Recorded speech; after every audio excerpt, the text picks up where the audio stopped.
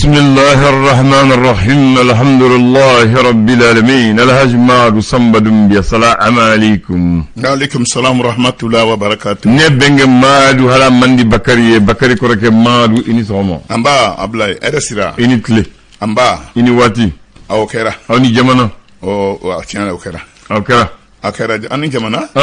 Ablaye ambeni jamana mali bere chi ay ni ne ko ni jamana parce que économie c'est que ya kuni ya biye tiandou ya sini kane mais bon tiandou parce que ya mali depuis modou ko depuis mali tiandou de mali joro ñana kabini morboté aywa kuma bana aywa ni fo bakri do fo bagay kabini morboté ambeya akuma bana ma ya fi lokol bena doni ngama morboté am ate fangala galofi avec lokol kam wala instituteur voilà bari o koni kana kan ko koni donc ni ne ko ni mali donc ya aye kundo nya fam ya depuis mali ma jo fo mali jora fo bi depuis aye cheferier depuis mo ba kuma fo depuis mo ba majemu fo sa mo ba lakari ko so mali Allah akbar mali don te wele donna don te kele fana parce ala mana minke moy o kariere murubo na nengena ya Allah fa fangala ya Allah akbar no ko na sekumol murubo na nengena fangala yemul fana yemul bu tege fa mene kenya murubo tege mene ko no konte fosa murubo tege mene papalela voilà palela koni fo bagare de doni kama karabula do ngam go be mo la ala en chere otiki en chere mo ti kala la fula de muro tira beba do men ko akadu ay muro wele dro akadu dama senga ale rabna kuma abna message za muro le ba be message ci ma san abachi sikata na ma ci ti jan kulbe ne karbachi abachi ndale ndola basi mo se kene sigi radio la ka ke kala wala kam foyti ali ye kuma mu fodo do yen wele ka fo tiya ne téléphone di bakki voilà basi kuma do be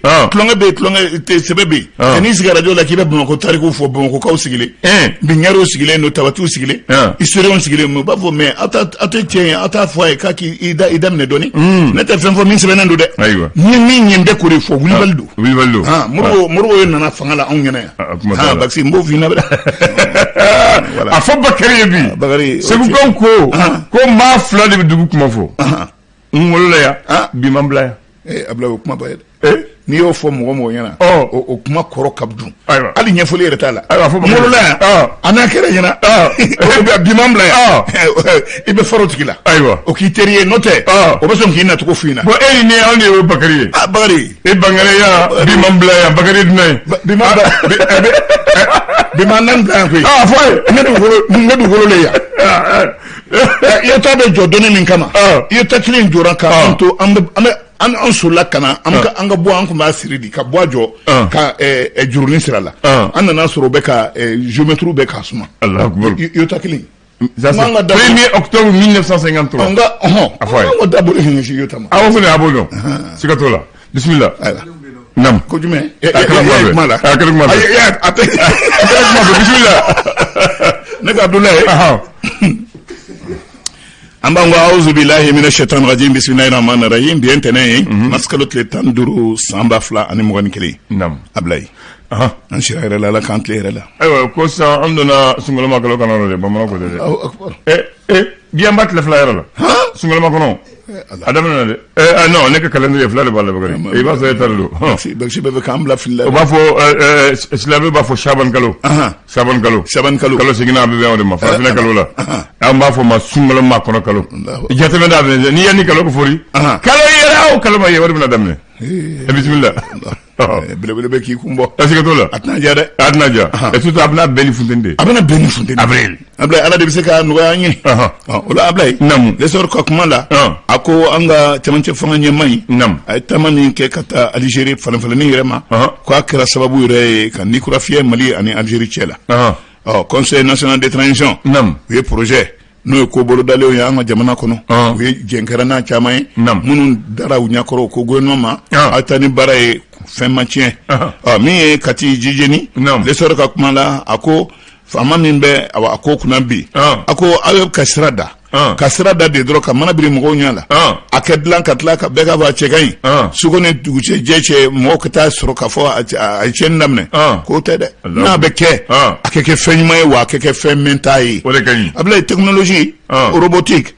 musow de bɛ k'u sen don ko in na bi muso bɛ yɔrɔ min na cɛ bɛ yɔrɔ la ni muso donna ko la a bɛ cɛ tɛmɛ o cogo kan a bɛ komi a ko bɛ fɛ ka sira sɔrɔ an fɛ yan dɛ ayiwa transition ko in na diɲɛ sɛngɛn tɔnba a ko Mali ma a ye aw hakili sigi fɛn fɛn bɛ se ka kɛ balanyɔrɔ ye aw bolo an bɛ aw kɔkɔrɔma don a ko la o ka ɲi o ye jigisigi ye l'indicateur de renouveau di a kumana Dramane Nalukɔnɛ dakurunya kelen min fɔ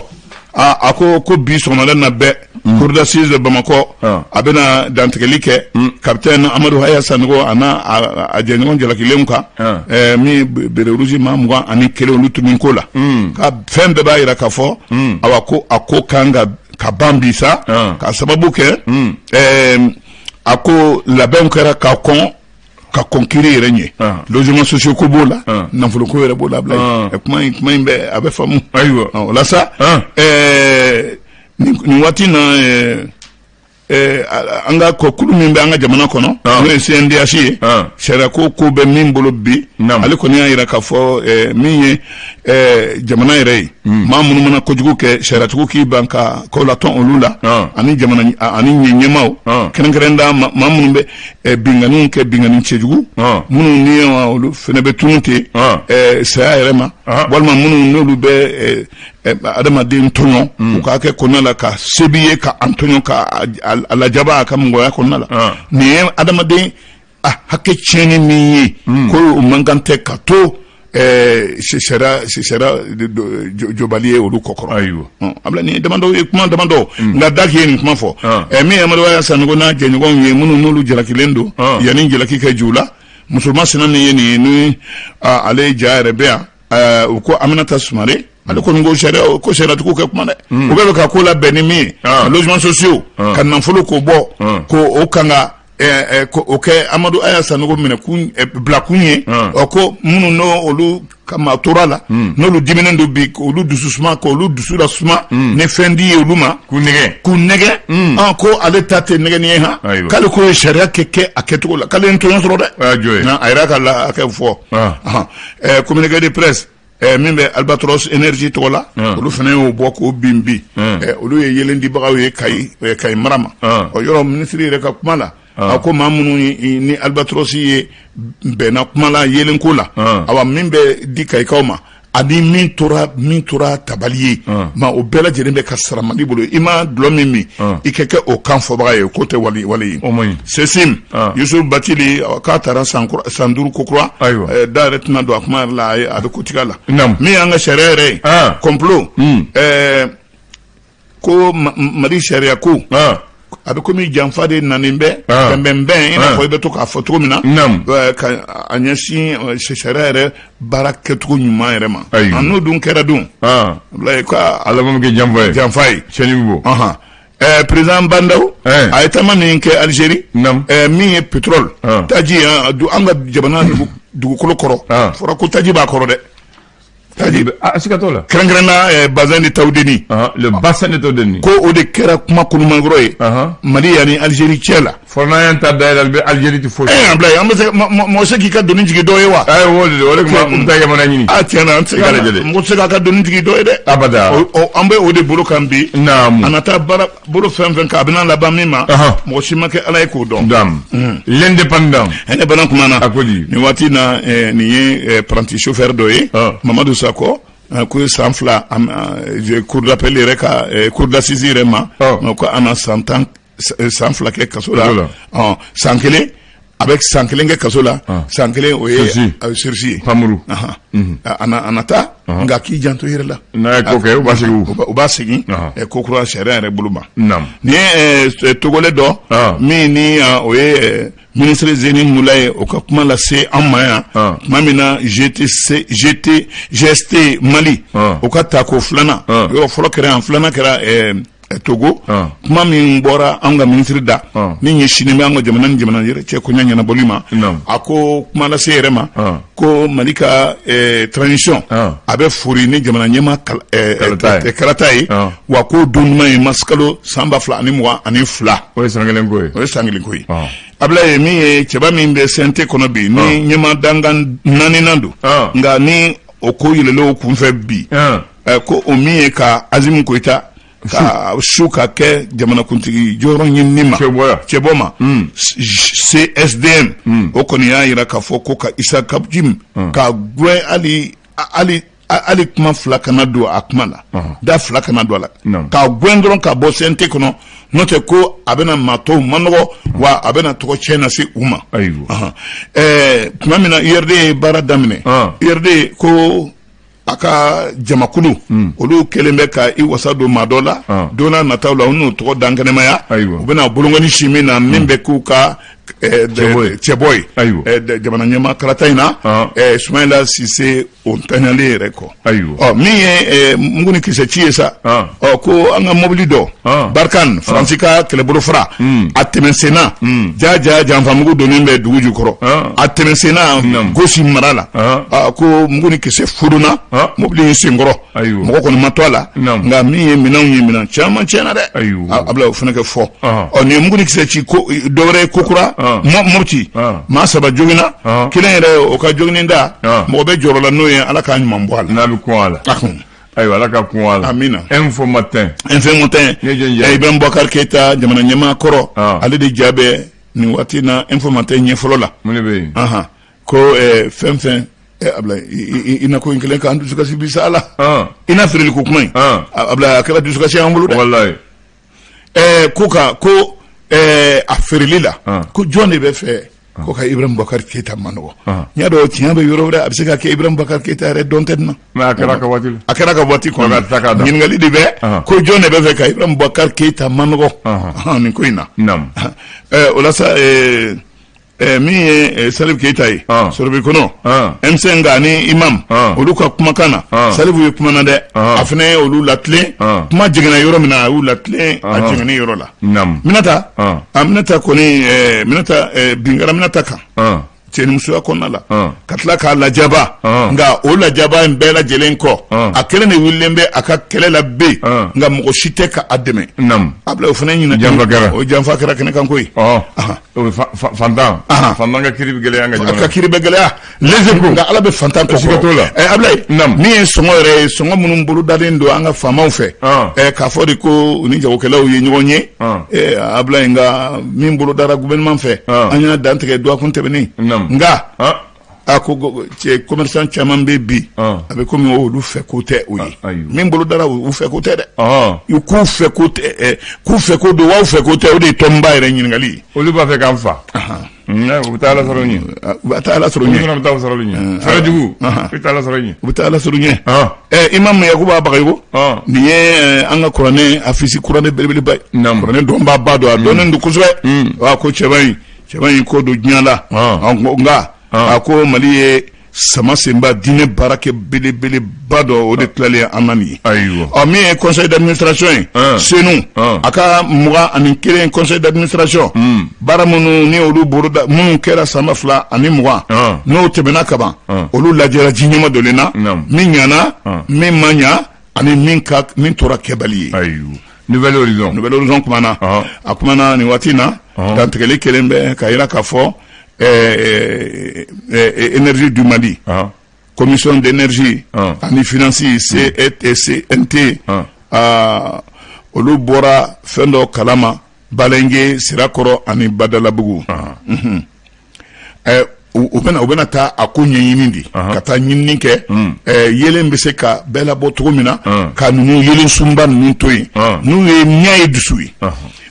Mohamed Kulibali ministre de fondation de l'État a ko min bɛna kɛ sababu ye don n'a nataw la ka yɛlɛma don an ka sarakisɛba la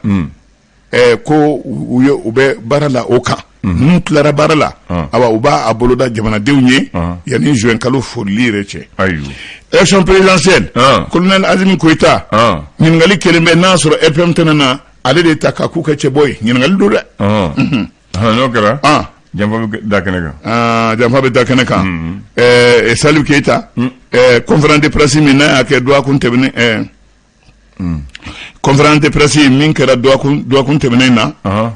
a ko k'a bɛ min ɲini maliyɛnw fɛ k'u kana fili nin sen na tugun dɛ ko M5RP ani Mahamudu Diko ko olu de ye olu Mali bila nin dingɛ kɔnɔ Mali bɛ dingɛ fɛn fɛn kɔnɔ bi Mahamudu Diko ni M5RP Salifu Keita an ka sɔrɔfɛ kɔnɔ min bɛ CNT kɔnɔ bi ale de ka kuma ye nin ale ko ka di ye dɛ ale kana ɲinɛ ale tun bɛ kɛnɛ kan dɛ an tun b'a diya ye dɛ ala kana ɲɛ jaw bɛ dɛ ayiwa aw b'a fɔ ale tun bɛ k'i diya kɛnɛ kan tribune kan fo n'a nana mɔgɔw b'a bolo di ayiwa le malien Abdul Wahab Jakite ale kɔni sɔmɔyɛlɛ ni sɔmɔtigi min bolo dalen don yɔrɔ bolomanafunu a bɛ da tigi yɛrɛ kɔrɔ ko faso kan k'i jɔ a jɔyɔrɔ yɛrɛ la ayiwa alhamdulillah n'a tiɲɛna ale de kan ka kɛ so camancɛ yiri ye k'a fɔ a ye dɔ bɔ nin na nka ne bɛ nin di aw ma min bɛ to ka a ko na fɔ aw la digi kana ka aw la ko ne faso min jɔ o jɔyɔrɔ la so camancɛ yiri la jamanadenw ni ɲɔgɔn cɛ dantɛmɛ ko mana kɛ k'a bɛ so bɛ firi Yakuba Katile balontan min ni o ye coupe corpo yɛrɛ o daminɛ yɛrɛ ye a ko a y'a kɛ cogo bɛɛ lajɛlen na a dabɔra ɲɛnajɛ dɔrɔn de kama an ka ɲɔgɔn dɔn an ka fara ɲɔgɔn kan an ka ɲɔgɔn lase an ka baaraw kɛ ɲɔgɔn ko nka kana kɛ ko wɛrɛ ye min ni o bɛ taa bɔ ko wɛrɛ kan min tɛ an fɛ ko ye an b'a kuncɛ républicain tuma na nin waati in na transition a ka ko porokotolenw bɛ se ka latilen cogo min na M5RP a kɔni a y'a bolo da k'a fɔ ale na ɲɔgɔn kunbɛnbaw bolo da mɔgɔw labɔ ka o kuma fɔ a kɛ dɔn CNT a kɛ dɔn camancɛ fanga cɛbaw fɛ ko u b'u sɛbɛ la ko wa k'u ma ɲina républicain an b'a kuncɛ n'o ye karamɔgɔ Madu ne y'a fɔ sisan ko an bɛ sunkalo ma kɔnɔ na ko sunkalo ma kɔnɔ n'o sera silamɛw bɛ bɔ kalo la kosɛbɛ kalo yɛrɛ bɛ jateminɛ à partir de yan ni sunkalo yɛrɛ dɔn siga sera bɛɛ bɛ ɲini ka kalo yɛrɛ o kalama ye n'a tɛmɛna ka kalo mɔgɔw mun b'a ɲini o ka tɔgɔ dɛ donc sunkalo ma kɔnɔ n'an bɔra an bɛ taa sunkalo de la n'an bɔra sunkalo la an bɛ taa selicini kalo de la ni selicini kɔni banna seli furancɛ kalo bɛ jɔ n'o dafara seliba b'a kun bɔ ni seliba kun fana dafara jɔnminɛ kalo o de ye farafinna san dɔn fɔlɔ ye jɔnminɛ kalo bannen dɔnba makɔnɔ kalo dɔnba makɔnɔ kalo tɛmɛnen dɔnba b'a kun bɔ n'o fana dafara lansiri fɔlɔ bɛ jɔ lansiri fana bɛ d'a kan siran laban b'a kuncɛ san yɛrɛ bɛ kuncɛ ni mun ye arajaba kalo donc nin de ye an ka kalo ye bamanankan na an ka laadala la sunkalo makɔnɔ kalo sunkalo kalo selicini kalo furancɛ kalo seliba kalo jɔnminɛ kalo dɔnba makɔnɔ kalo dɔnba lansiri fɔlɔ lansiri filanan lansiri sabanan ani arajaba kalo professeur mɔgɔw ko minɛ u k'a bila u kun na professeur Miche ayiwa d'accord ala kɛ fɛn bɔ mɔgɔ la min ka fisa n'i ye amin ya rabi kɔni i ni ce ni ɲinini na ayiwa tubarikala ne kun tɛ nin dɔn ayi kana fɔ ayi n kun tɛ nin dɔn dɛ n tɛ nin dɔn Ablaye o fana ye jɔnkala ye nka o ye kalan dɔ fana ye ayiwa alhamdulilah ayiwa nin de ye kalo 12 ye bamanankan na tabarikala i dun bi yan an b'a jate